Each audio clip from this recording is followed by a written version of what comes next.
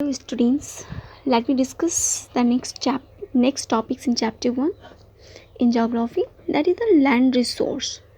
As we know, land is the most important parts in the natural resources. It is the most important because it supports the all other types of resources. It supports the wildlife, it supports the vegetation, different types of vegetation we find on the land area. We find it also support the human beings. How it is? Human activities are performed on the land, like as on the land area. We are construct the home, construct the road, railway tracks, different types of construction we find on the lands. So let me discuss about this land resource. तो first land utilisation, कि हमारे पास जो lands available है total, उसमें हमारा land utilisation कैसा है, हम किस तरह से पूरी लैंड्स का यूज़ किया जा रहा है. क्योंकि आप देख सकते हैं कि कई ऐसे लैंड एरिया होंगे जिस पे एग्रीकल्चर होता है. कुछ ऐसे लैंड्स एरिया हैं जहाँ पे हम कंस्ट्रक्शन बेस्ड चीज़ें देख सकते हैं, होम देख सकते हैं या रेलवे ट्रैक्स हैं. जो डिफरेंट टाइप्स के इस तरह की कंस्ट्रक्शन हमको मिलते हैं. सो किस तरह से इनको डिवाइड किया गया है यूटिलाइजेशन बेस पे, सो उसको हम देखते हैं. So it is the 5 types the utilisation of earth. First is the forest. Forest you already know, एक ऐसा लैंड एरिया जहाँ पर नेचुरल बेस में बहुत बड़े पैमाने पे वेजिटेशन देखने को मिलती हैं. That is called the vegetation forest. Next is the land not available for cultivation, कि ऐसी लैंड एरिया जो कल्टीवेशन के लिए नहीं होती हैं. अब क्यों नहीं है, उसके कई सारे रीज़न हैं. तो 2 बेसिस पे हम देख सकते हैं कि बैरन एंड वेस्ट लैंड. ऐसे एरिया जो बैरन है, यानी जिस पे हम कल्टीवेशन नहीं कर सकते, वो पूरी तरह से बेकार है, बंजर हैं. वेस्ट लैंड्स हैं जिसे हम कह सकते हैं.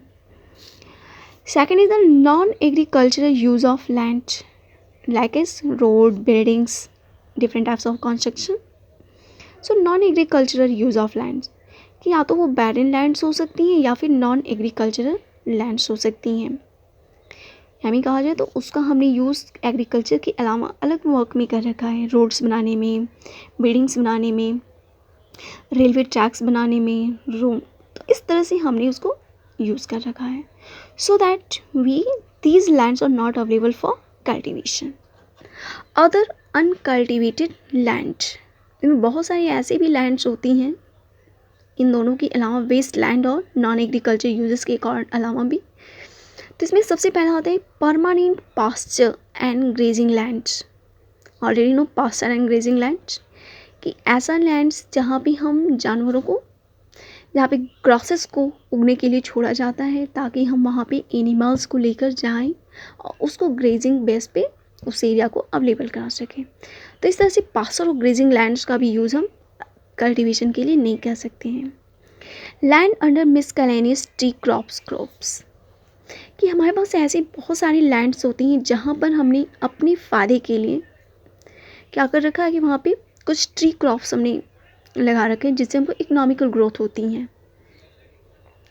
तो इकोनॉमिकल बेस पे जो हम क्रॉप्स को ग्रोन अप करा रहे हैं, तो वो भी हमारे लिए land under in cultivation tree crops में आती हैं और इन्हें हम अनकल्टिवेटेड लैंड्स में रखेंगे.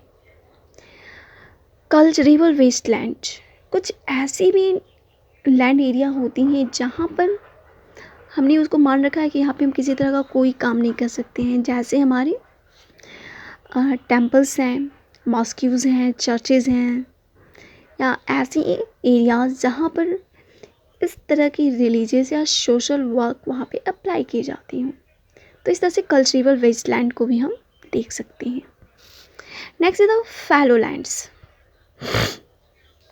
फैलो लैंड्स का मतलब होता है जिन्हें हमने कुछ समय के लिए छोड़ रखा हो, यानी ऐसा लैंड्स जो एग्रीकल्चर के लिए अवेलेबल है लेकिन हमने कुछ रीजन्स की वजह से हमने उसको छोड़ रखा है. अब रीजन्स क्या क्या है, करेंट. तो इसके बेसिस पे फैलो लैंड्स में 2 टाइप्स के होते हैं, करेंट फैलो लैंड्स और अदर देन करेंट फैलो. तो करेंट फैलो लैंड्स, तो इन्हें हम 1 या 1 ईयर से कम के समय के लिए छोड़ देते हैं। जैसे कोई एरिया है, कोई ऐसा लैंड्स जिस पे हमने एग्रीकल्चर किया और उसके बाद हमने ऑब्जर्व किया कि उसमें इस क्रॉप्स के बाद दोबारा किसी अदर तरीके का क्रॉप्स हम ग्रोन अप नहीं कर पा रहे हैं, तो ऐसी कंडीशन में क्या होगा, उसको हम कुछ समय के लिए छोड़ देते हैं, 1 साल या 1 साल से कम समय में, ताकि वो दोबारा से फर्टिलाइज हो सके, उसके अंदर वो कैपेसिटी आ सके और फिर हम नेक्स्ट सीजन में या नेक्स्ट ईयर से हम उस पर दोबारा कल्टीवेशन में उसका यूज़ कर सकें। That is called the current fallow lands. Other than current fallow land, कि करेंट फैलो लैंड्स के अलावा भी बहुत सारे ऐसे एरियाज होते हैं जो हमने काफ़ी लंबे समय के लिए छोड़ रखा हो। तो इसमें 1 ईयर के लिए हो सकता है या 1 ईयर से 5 ईयर्स के बीच में हम इसको छोड़ सकते हैं। तो इसमें बहुत सारे रीज़न होते हैं कि हमने उस एरिया को क्यों छोड़ रखा है। जैसे कुछ ऐसे भी क्षेत्र होते हैं, कुछ ऐसे लैंड्स एरिया होते हैं जो प्रॉपर्टी केसेस में चली जाती हैं, राइट। तो उस पर कौन ओनरशिप दिखाएगा इसका कोई गारंटी नहीं होती है, तो इस वजह से उसको नहीं यूज़ मिलाया जाता है। इसके अलावा गवर्नमेंट बेस्ड जो लैंड्स होती हैं, जैसे कोई रोड्स है तो गवर्नमेंट्स ने कहा रखा है कि 1 किलोमीटर या 2 किलोमीटर्स तक यहाँ पे किसी तरह का अदर कंस्ट्रक्शन नहीं दिखाई देना चाहिए, क्योंकि वो गवर्नमेंट प्रॉपर्टी है और गवर्नमेंट्स कभी भी उसको अपने वर्क के लिए अपने यूज़ कर सकती है, अपने काम के लिए। तो इस तरह से ये क्या होते हैं, ये फैलो लैंड्स में ही इनको भी हम शामिल करते हैं। Next is the need stone area. Need stone area यानी वह ऐसा एरिया जिस पे हम एग्रीकल्चरल वर्क अप्लाई करते हैं। अब हम इसी चीज़ को इंडिया में भी सेम इसी बेस में लैंड यूटिलाइजेशन मिलता है। सो 2014-15 के अकॉर्डिंग अगर हम बात करते हैं तो फॉरेस्ट में टोटल 100% लैंड का 23.3% हम फॉरेस्ट में देखते हैं, 5.5% बैरन एंड वेस्ट लैंड में मिलता है। नॉन एग्रीकल्चर यूजेस में अगर हम बात करते हैं तो यहाँ पर 8.7% अवेलेबल है, 3.3% परमानेंट पास्चर या ग्रेडिंग लैंड्स हैं, 1% टी क्रॉप्स के रूप में है जिन्हें हम कमर्शियली यूज़ करते हैं या ग्रोन अप करते हैं, 4% कल्चरेबल वेस्ट लैंड के रूप में देखा गया है। करेंट फैलो लैंड्स के अंतर्गत 4.9% आती हैं एंड करेंट फैलो के अलावा जो फैलो लैंड्स हैं उनमें 3.6% देखने को मिलती हैं। एंड नेट स्टोन एरिया की अगर हम बात करते हैं तो सबसे ज़्यादा एरिया हम इसमें कवर करते हैं, दैट इज़ द 45.5%। तो it is the land utilisation of India. When you need to describe the land utilization in India, you just discuss all these and after that you just mention these records, how much percentage lands are used in a particular utilization. So it is the land utilization. Next is the factors of either use of land. हमारे पास जो lands available हैं हम उनको किस तरह से use करें, नहीं कर रहे हैं, तो इसके पीछे हमारी कई सारे ऐसे फैक्टर्स हैं जो हमें लैंड यूजेस को प्रभावित करती हैं। फर्स्ट है फिजिकल फैक्टर्स और दूसरा होता है ह्यूमन फैक्टर्स।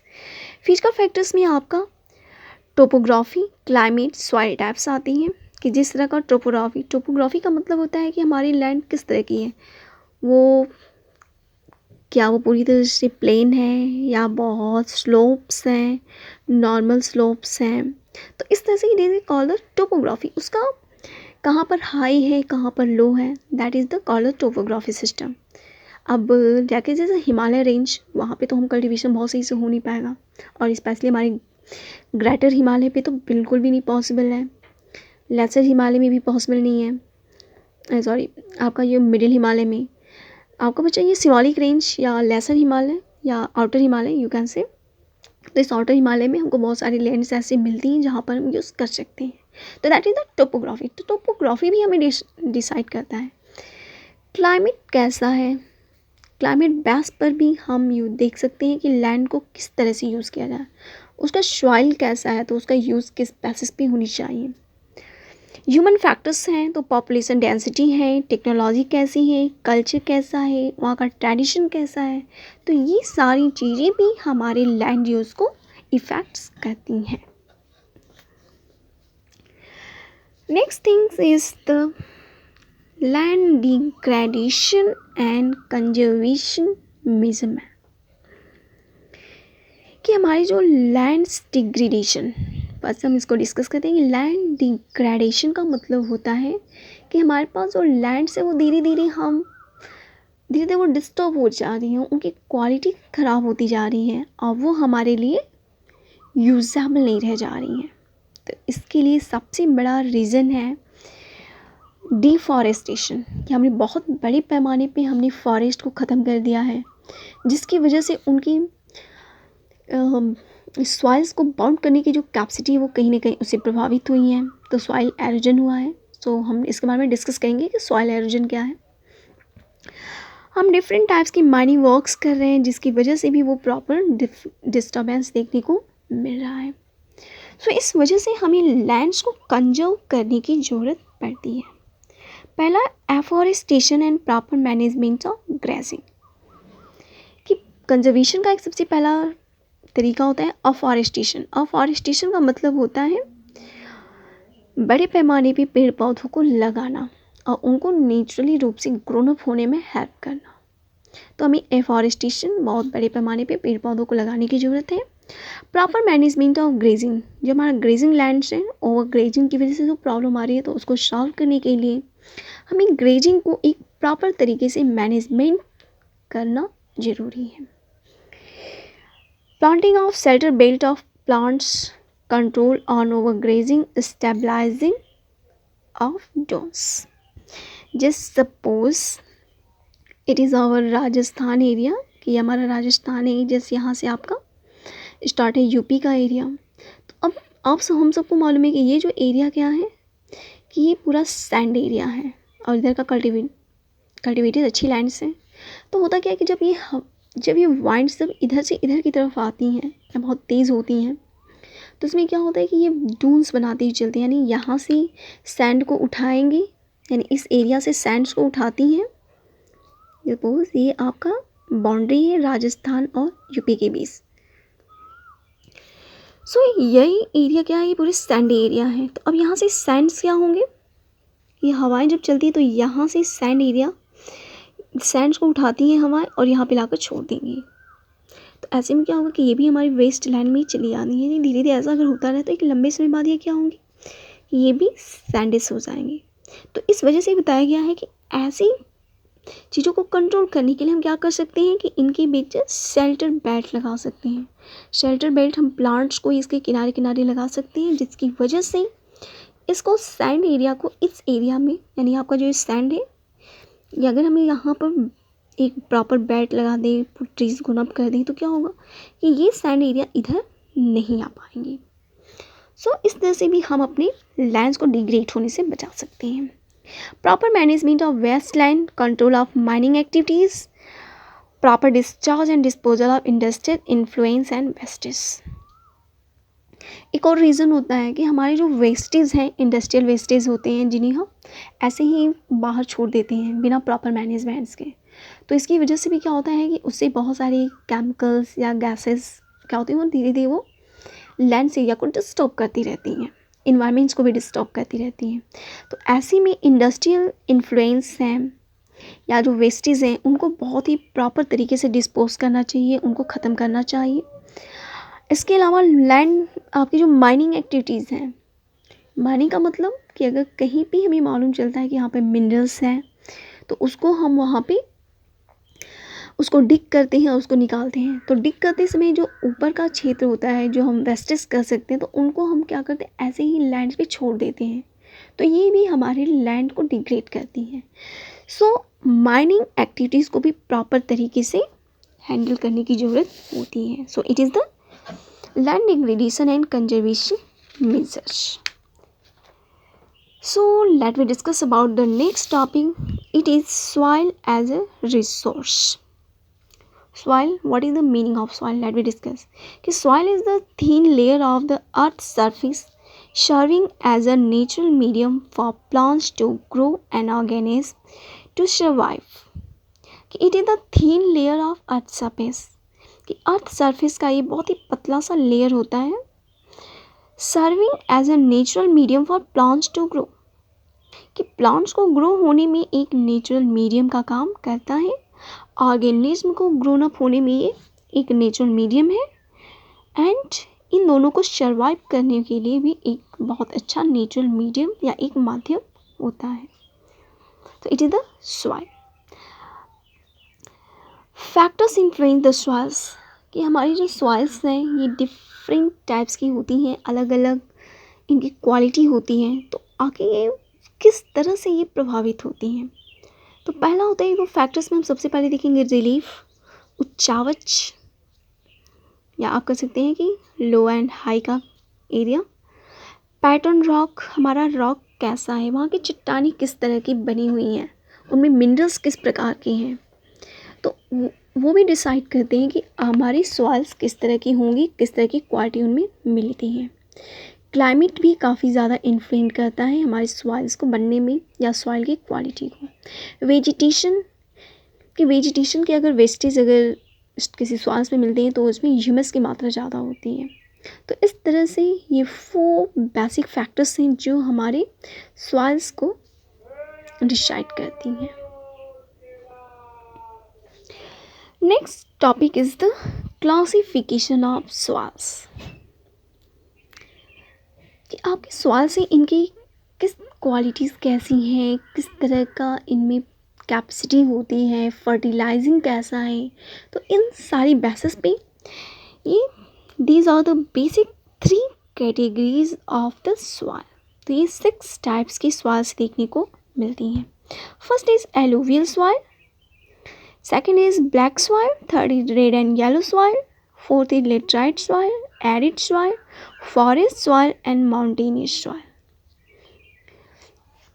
एलुवियल में भी हम 2 टाइप्स देख सकते हैं, old alluvial and new alluvial. तो ओल्ड एलुवियल को हम बांगर भी कहते हैं और न्यू एलुवियल को इसी हम खादर कहते हैं. Sorry, it will be the खादर.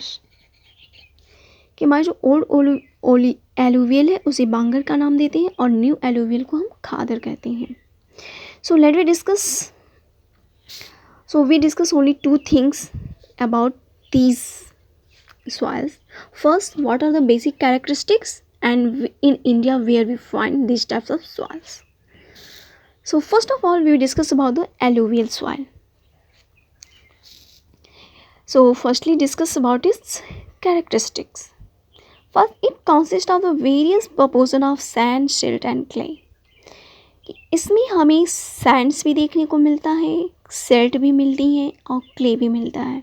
यानी इसमें मिट्टी, सैंड्स और छोटे मोटे कंकर्स भी देखने को मिलते हैं.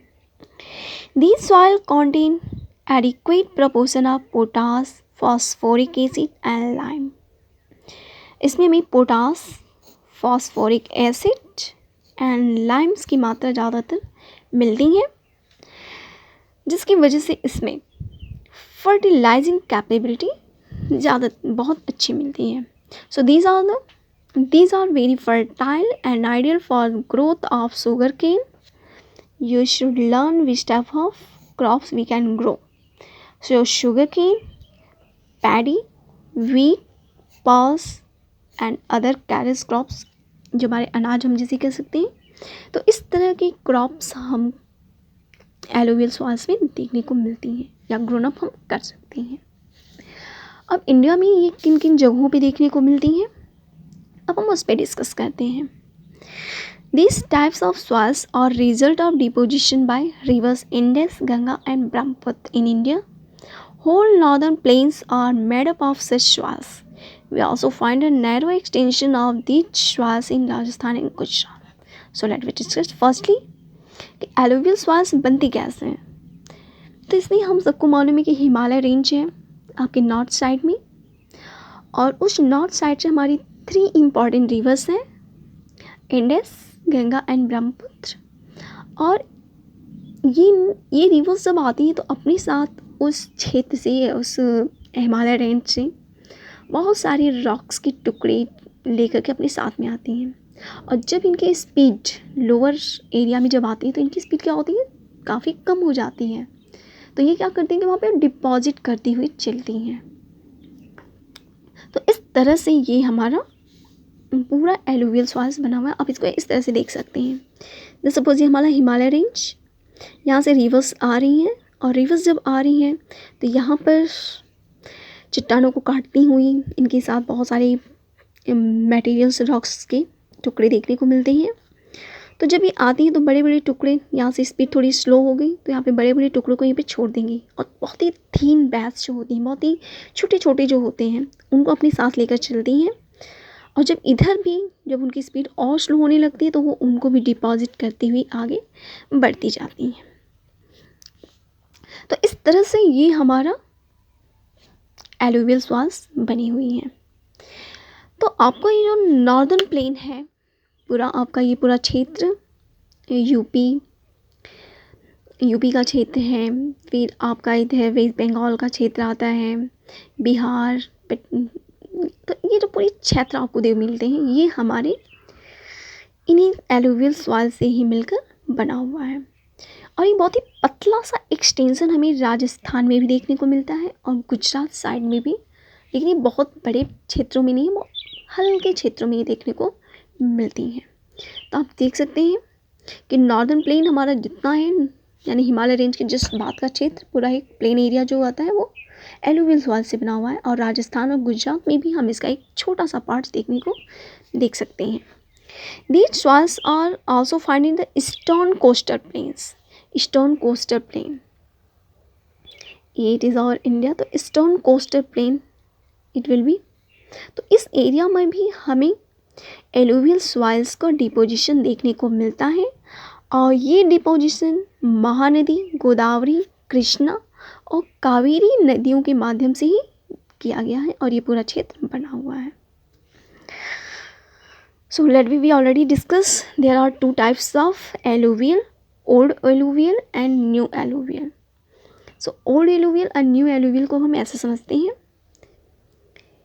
कि यहाँ पर ये जो क्षेत्र है जब यहाँ से आती हैं तो यहाँ पर ये पूरा क्षेत्र देखने को मिलता है। तो यहाँ इस एरिया में हमें जो क्षेत्र मिलता है, यहाँ पर जो सॉइल्स मिलेंगी तो इसमें बहुत बड़े बड़े इसका जो मटेरियल्स होता है, ये मॉलिक्यूल्स जो होते हैं वो बड़े बड़े काफ़ी देखने को मिलता है। तो इस क्षेत्र में जो हमको एलुवियल मिलता है इसे हम बांगर कहते हैं। लेकिन जब ये निचले एरिया में आती हैं तो यहाँ पर इनका कॉन्स्टिट्यूशन कैसा होता है, काफ़ी छोटा छोटा होता है, लोअर होता है। तो यहाँ पर ये खादर के नाम से जानी जाती है। तो इसे न्यू एलुवियल कहते हैं और इसे हम ओल्ड एलुवियल कहते हैं। So Bangar has a higher concentration of कंकर nodules and it is infertile. कि बांगर्स में कंकर नॉड्यूल्स बहुत पाए जाते हैं जिसकी वजह से ये इनफर्टाइल्स होते हैं, यानी इनमें फर्टिलिटी की क्वालिटी नहीं होती है। खादर है the lower concentration of kankar nodules and it is fertilize that bangars, कि इनमें कंकर का नॉड्यूल्स ज़्यादा होता है, लोअर होता है, और ये बांगर्स की तुलना में यहाँ का जो बांगर एरिया है उससे ये फर्टाइल्स देखने को मिलती हैं। So it is the alluvial soil. So 5 more distribution classification of soils. So let me discuss in next lecture.